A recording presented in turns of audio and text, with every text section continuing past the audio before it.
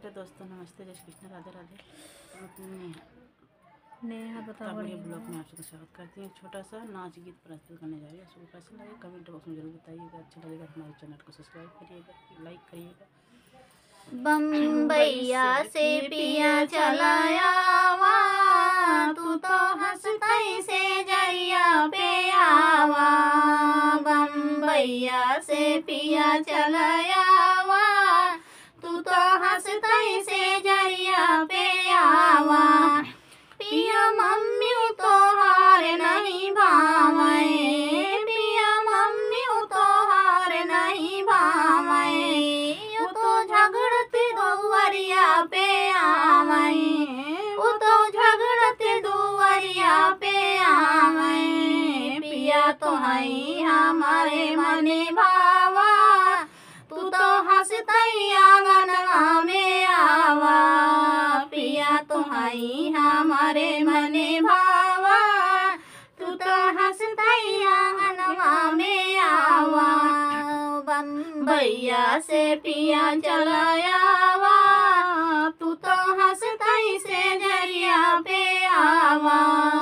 बम्बैया से पिया चलाया वा, तू तो हंसतई से जरिया पे आवा। पिया भाभी तो हार नहीं भावे, पिया भाभी तो हार नहीं भावे। ओ तो अलगाही चुलवा जलावे, ओ तो अलगाही चुलवा जलावे। पिया तो है हमारे मने भावा, तू तो हंसतई आंगनवा में आवा। पिया तो है हमारे मने भावा, तू तो हंसतई आंगनवा में आवा। बम्बैया से पिया चलाया वा, तू तो हंसतई से जरिया पे आवा। बम्बैया से पिया चलाया वा, तू तो हंसतई से जरिया पे आवा।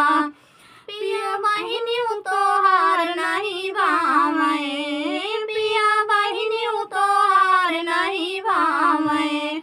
वो तो घर ही में झगड़ा लगावे, वो तो घर ही में झगड़ा लगावे। पिया तो है हमारे मने भावा, तू तो हंसतई आंगनवा में आवा। पिया तो है हमारे मने भावा, तू तो हंसतई आंगनवा में आवा। बम्बैया से पिया चलाया वा, तू तो हंसतई से आंगनवा में आवा। बम्बैया से पिया चलाया